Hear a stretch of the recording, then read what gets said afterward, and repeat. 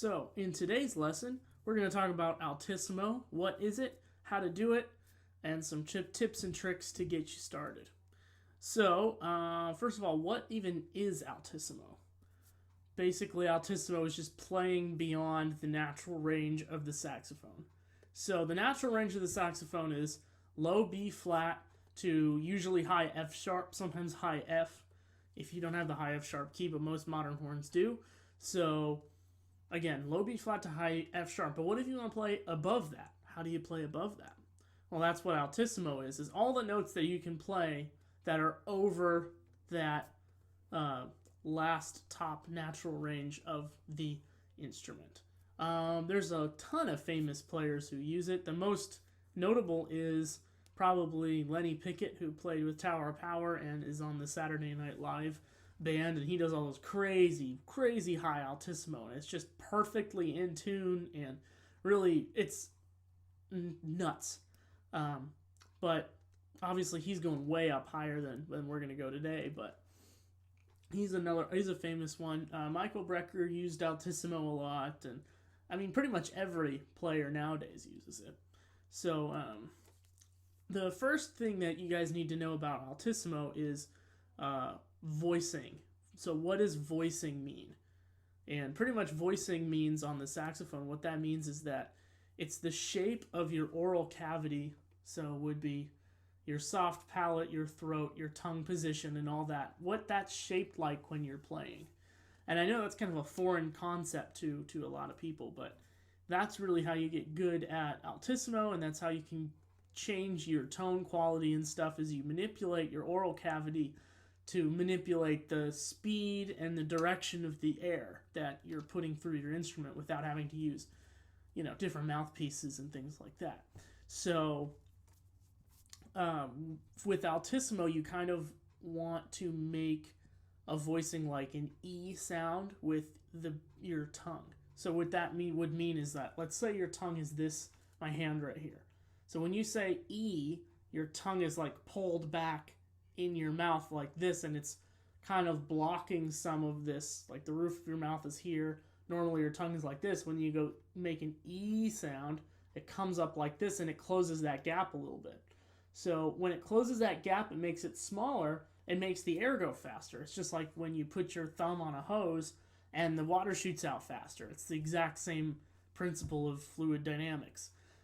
So I make that E sound. When you make that E sound, it shortens that distance up and makes the air go faster. And that's what you want with Altissimo, is you want to make the air go faster and make it jump up to those higher harmonics. So, one thing that you all need to do, it's good for sound development and for Altissimo development, is overtone exercises, which are basically you play one note, but you finger one note, but you actually play another one. So a common example is playing a low B flat, but actually it sounds like a high F. So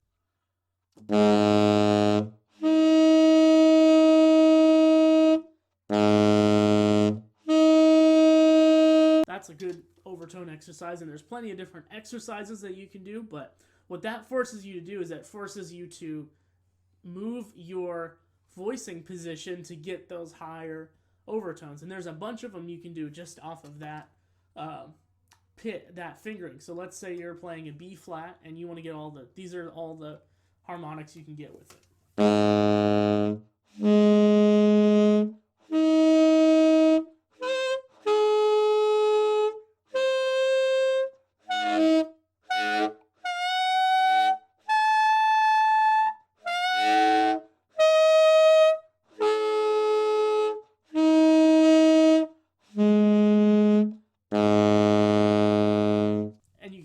On low B, low C sharp. Theoretically, any note you can do it with, but it's easier to do it on the really long notes on the instrument. The low B flat, B flat, B, C, C sharp. Those are pretty much the ones that most people do, and that'll get you going on the Altissimo. And see, just with playing those overtones, I was already getting into the Altissimo past that high F sharp there. So a couple books that you can get for how to do this are Cigar Rasher's Top Tones, that's a really popular one. I think that's the one that Lenny Pickett actually started with, but don't quote me on that, I'm not sure. And then Ted Nash Studies in High Harmonics is another one. That's a really good one for Altissimo, but really mostly Altissimo is just a bunch of trial and error. So those things you need to get before. The big one that I'm sure everybody wants to know is, what are the fingerings? How do I do it? What are the fingerings? You need to do all those things before you get the fingerings. You need to be able to manipulate your oral cavity. You need to be able to do those overtone exercises. And that'll take, a couple months actually to get that down if you've never done it before. And you'll feel really weird, and your throat will be really sore because the muscles in here will be sore from working, doing these things that you're not used to doing. But it'll get a lot easier, and then we can start doing with fingerings. So let's say fast forward 2 months from now, and you've got that all figured out, and you can do the overtone exercises, and you understand voicing and all that stuff, and now you want to get into your fingerings. Well, what do you do? So I'm going to show you the fingerings that I use that have worked the best for me, mainly from watching other people play. Like the first time I really tried to get with this Altissimos, I basically watched David Sanborn videos on YouTube and looked at what he used, looked at what fingerings he used, and basically copied those and tweaked them a little bit to my instruments and the way that I play. But they're basically the same ones, and you can do that with anybody. You can take John Coltrane, although he doesn't play that much Altissimo, and copy his fingerings. Michael Brecker's a good one. Again, Lenny Pickett, David Sanborn, whoever you want to look, just watch them and watch their fingerings and try them out and see. But I'm going to give you my fingerings that I use just because they work for me, and they're probably relatively standard. They should be able to work for most instruments, and then you can, push down stuff and get more specific. So the first one is going to be I'm going to start with the Altissimo F sharp. Now, I know that we have the normal F sharp that is just all the palm keys, the high E, and then the high F sharp key right here. And we could use that, but it kind of doesn't sound that good. The fork F sharp actually works a lot better, which is just fork 2 on, this is on tenor. On alto, it's different. I'll show you the alto one. On tenor, it's fork 2, 1, F on the right hand, and side B flat. That is going to be your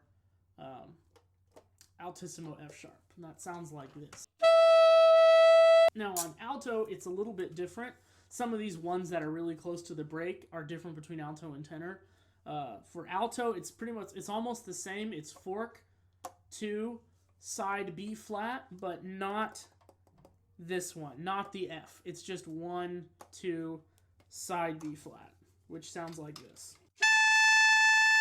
Now for G, this is the one that's really, really different, I think, on alto and tenor. On tenor sax, the fingering that I use is fork on the left hand, and then just side B flat on the right hand. So just fork, side B flat. And that one is really prone to jumping up the harmonic, so you have to make sure you do a lot of long tones on this and practice exactly where that note is. And for every person's setup, it's going to be different. So if you're playing a different saxophone, or different mouthpiece, or different reed, it's not going to lie in the same spot. So you need to just, practice your long tones on it and memorize where that is. See, even for me, it's a little bit unstable. So for alto, this is the one that's pretty different. Alto, it's, instead of fork and side B flat, it's totally different. It's 1, 3, 1, 3 on the bottom. 1, 3 on the top, 1, 3 on the bottom. That's one fingering you can do. That's the one I prefer, and that one sounds like this. Now, there's another fingering you can use that is almost the same as the tenor fingering. I think on alto it sounds a little thin, so I don't use it, but you can use it.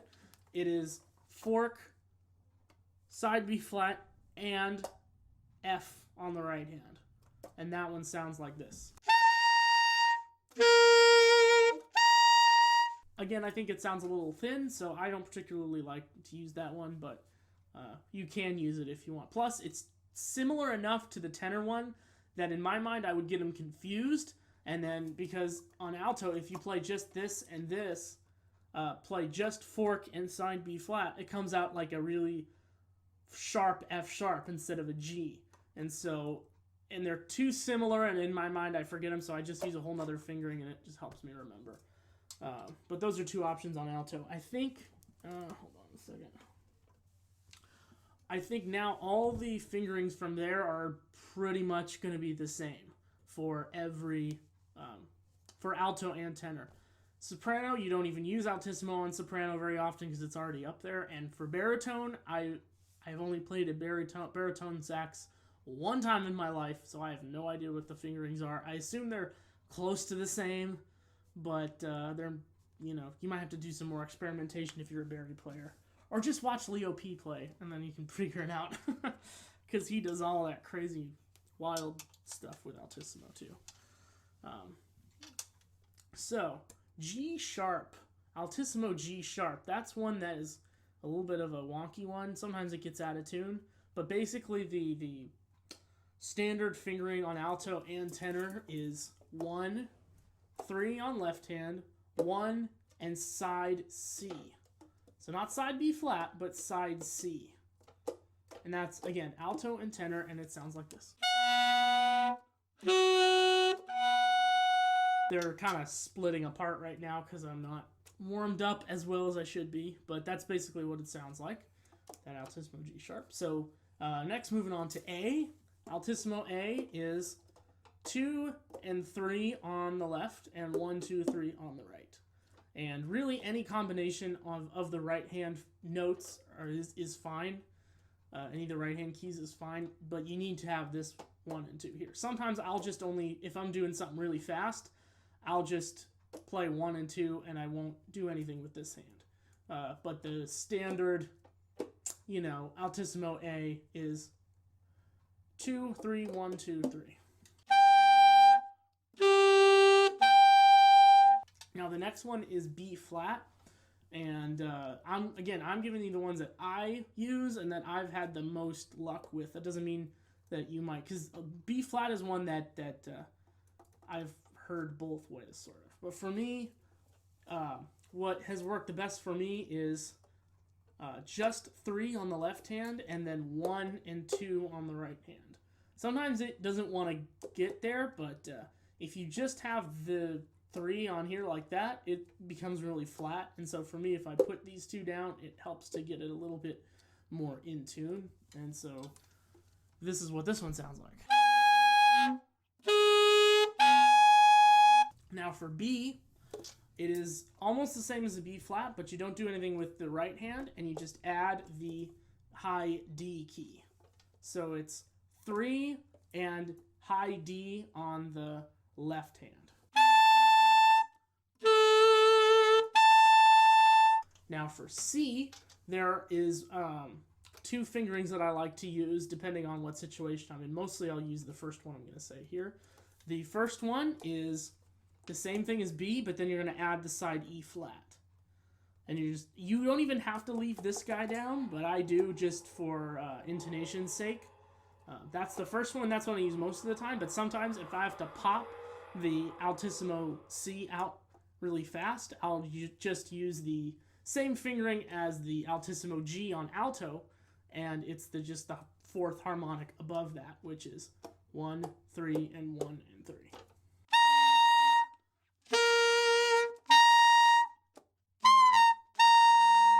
Kind of squirrely, but that one is how that goes. So now next is altissimo C sharp, which is the same thing as C, except you're going to add your side E. So you can kind of see how it is sort of based on the overtone series, and that's why those overtone exercises were so important, because that's what you're basically doing. You're overblowing these high notes on the horn to get even higher notes. So that is, again, 3, D, E flat, and E. Now, altissimo D is one that, again, I will use 2 different fingerings depending on the situation. The first one is simply just the fork. Just fork. That's it. And then the other one I'll use is overblowing the F. So just finger high F. You can hold that third key down there if you want, but I don't really usually do that. So it's either overblowing high F or just the fork. So that one sounds like this.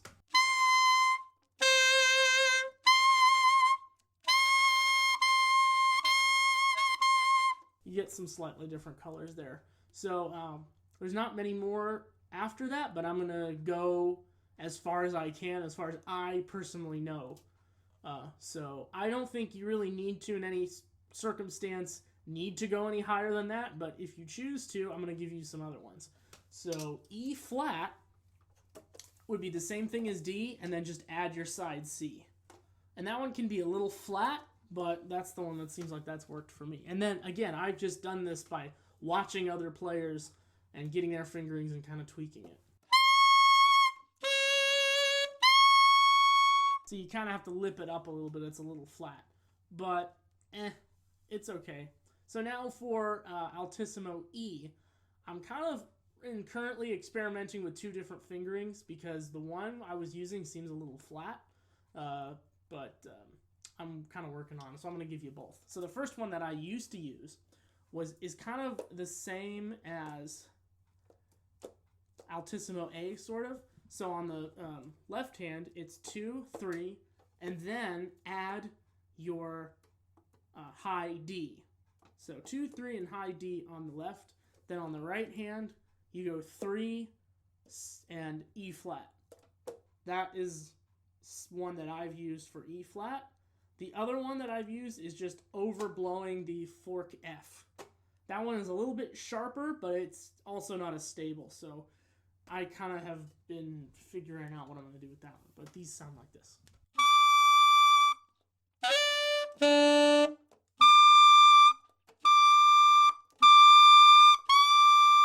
See that overblowing the fork F is a little bit squirrely. So now let's get to F above the fork F. That one is just an overblowing of the Altissimo C, the 1 and 3, 1 and 3 fingering. That is what I saw Michael Brecker use, and that seems like that works for me, so I'm going to use it. And that one sounds like this.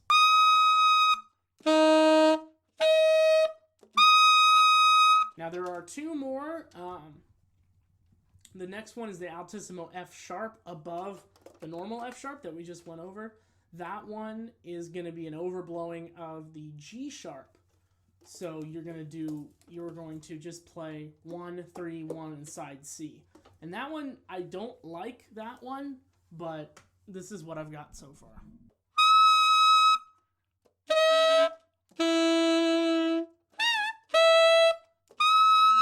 Yeah, as you can hear, it's pretty flat, but that's what I got so far. And then the last note that I've ever really been able to get to relatively confidently is the high G, which is the G above the fork Altissimo G, which is just another overblowing of the high F, the normal fingering F. So D, E, E flat, E, F keys.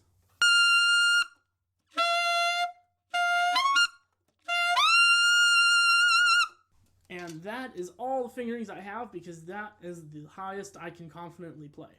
So that's all you really need. That's really more than what you need. But more important than all those fingerings I showed you was do the overtone exercises first. Do not go to this step unless you do the overtones. Because if you start with the fingerings, it's going to be all messy and it's going to be harder for you to get there. So start with those overtone exercises and then you'll be able to transition to Altissimo fairly easily.